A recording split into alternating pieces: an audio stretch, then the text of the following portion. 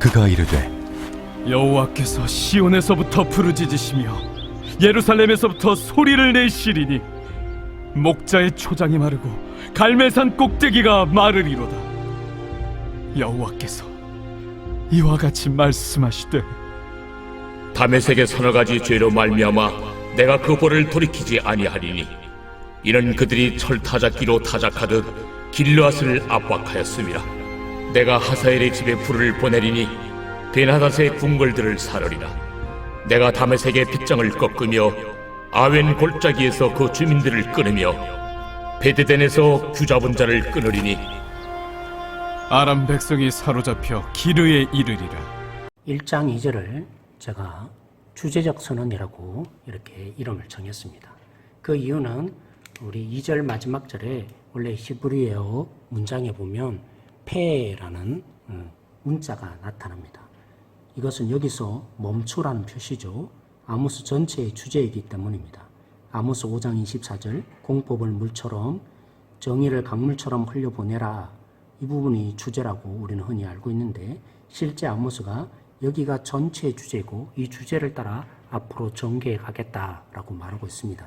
그리고 시작에 보시면 시온에서부터 예루살렘에서부터 라는 것을 강조하면서 문장 앞부분에 놓았습니다. 서로 대조시켜 놓고 있는 거죠. 그러면서 부르짖으리니 동사도 소리를 내시리니 동사와 서로 대조를 이루어 놓았습니다. 시온과 예루살렘으로부터 어렁거리는 사자처럼 말씀하시는 분이 하나님이시라는 겁니다. 그리고 또 후반절도 마찬가지죠. 목자의 초장과 갈멜산 꼭대기가 서로 대조를 이룹니다. 그리고 우리 동사에는 똑같은 번역을 했는데 위에는 마르다, 뒤에 마르다는 시들다라는 동사 서로 대조해 놓았습니다. 가장 비옥한 지역 목자의 초장, 그리고 가장 높은 지역 갈멜산 꼭대기. 그래서 전체가 사자에 표하는 하나님의 목소리에 의해 멸망하게 된다는 것입니다. 이제까지 하나님은 선한 목자시고 원수를 위해서 어렁거리는 사자처럼 되신 분이 하나님이라고 믿어왔던 이스라엘에게 오늘 이 메시지는 굉장히 충격적일 수밖에 없죠. 왜냐하면 하나님은 이제 이렇게 말씀하시는 겁니다. 나는 더 이상 너희의 목자가 아니다. 너희를 삼키려고 무서운 발톱을 드러내며 너희 앞에 격렬하게 울부짖는 공포의 사자다라고 말씀하기 때문입니다. 사랑하는 성도 여러분, 혹 우리는 그런 착각을 하고 있는 것은 아닐까요? 그러기에 복음입니다. 골마가고 있는데도 괜찮다 하는 것만큼 거짓된 상술이 없습니다. 병원 가기 무섭다고 안 가겠다고 땡깡을 부리는 자녀 그대로 방치하는 것은 사랑하는 것이 아닙니다. 아빠 하나님은 우리를 사랑하시기에 죄가 얼마나 무서운지 결과가 어떠한 것인지 정직하게 죄의 결과를 대면하게 하시고 하나님 아버지의 품으로 돌아오라고 하시는 사랑의 손길이 오늘 이 메시지에 담겨져 있는 것입니다. 이제 구체적으로 다메섹을 향한 하나님의 심판의 메시지 함께 살펴보겠습니다. 처음 등장하는 말이 여호와께서 이같이 말씀하시되 라는 말입니다. 아람으로부터 시작해서 각 나라에 대한 심판을 시작할 때 사용되고 있습니다. 그래서 앞으로 심판의 메시지 나라별로 등장할 때 이렇게 시작할 것입니다. 이 말의 표현은 이 모든 일이 하나님에 의해서 이루어지고 있다 분명히 밝히는 것입니다. 이걸 우리는 어려운 말로 구속사라고 합니다.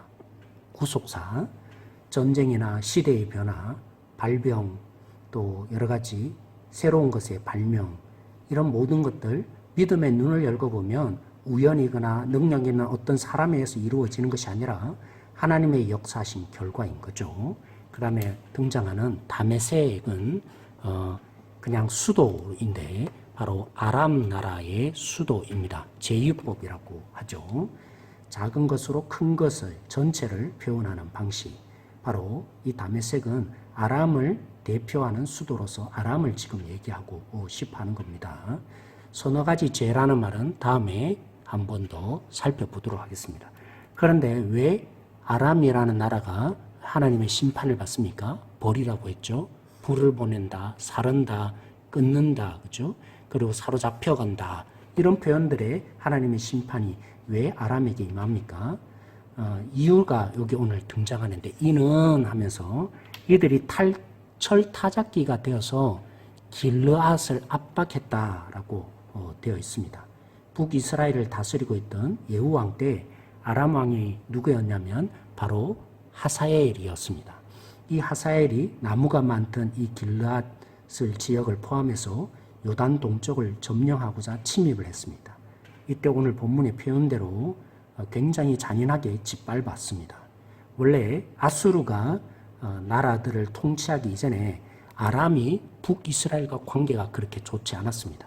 아람이 주로 북이스라엘을 힘들게 한 거죠. 그 아람이라는 나라 한편으로는 괴롭히기만 한 것이 아니라 여러분 아합 왕 아실 것입니다.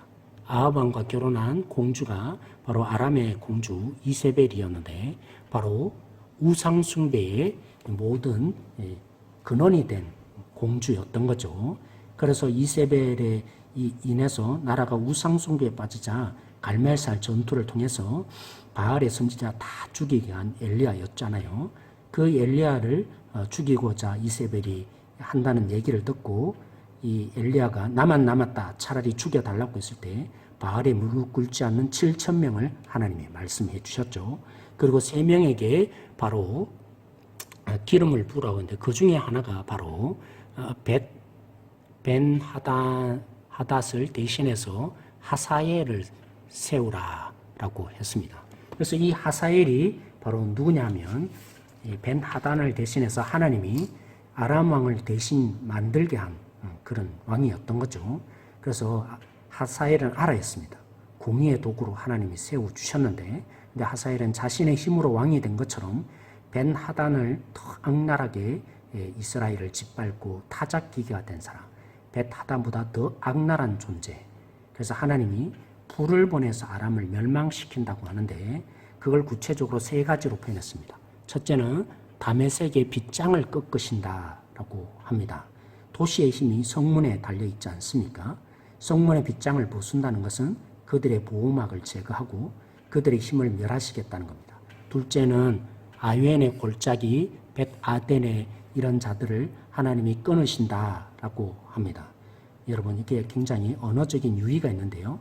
아유엔의 원래의 뜻은 악함, 사악함, 또 슬픔의 뜻이 있습니다. 그리고 에덴, 벳 에덴 할 때 에덴은 쾌락이라는 향락이라는 의미가 있습니다. 그래서 아유엔과 벳 에덴을 사용해서 이런 하나님의 벳 하단과 하사엘 왕으로 대표되는 아람은 사악이라는 평원에서 쾌락을 추구하던 자였기에 그들이 자랑하였던 궁궐과 요새들 폐허되게 하나님이 하시고 사악함을 통해서 쾌락을 누리던 그들에게 이제는 고통으로 바꾸시겠다라고 말씀하신 것입니다. 마지막에 하나님이 아람 백성들을 사로잡혀 가는데 기르라는 곳에 이르게 하시겠다 말합니다. 기르는 아람이 처음 유래한 지역입니다.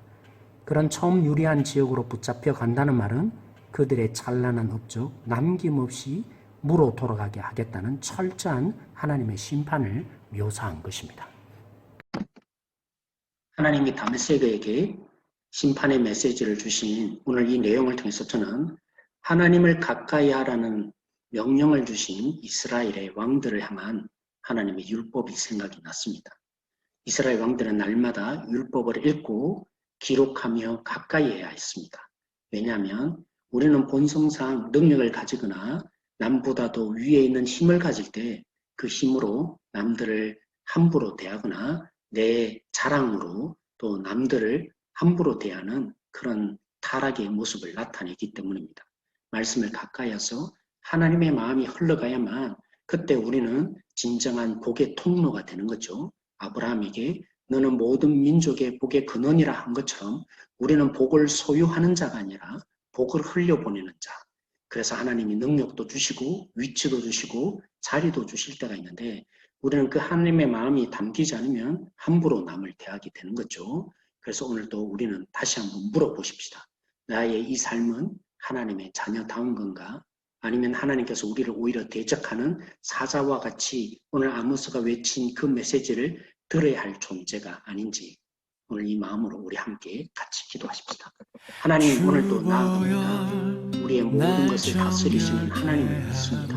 내 힘과 내 능력으로 내 업적으로 살아가는 존재가 아니라 오늘도 복의 통로가 되어서 하나님의 마음껏 흘려보낼 수 있는 그런 자리로 나가게 하여 주십시오. 그래서 하나님의 복을 마음껏 흘려보내게 하시고 오늘도 우리가 믿는 하나님이 진짜 하나님이 되어지길 원합니다. 오늘도 우리 자신들의 삶을 통해서 점검되어져서 하나님이 함께 하심이 마땅한지 오늘도 회개함으로 세님의 이 대적 앞에서 우리 자신들을 회개함으로 돌이켜야 될 자손인지를 축복합니다. 은혜가 있는 자를 되게 하여 주십시오. 예수님, 이제는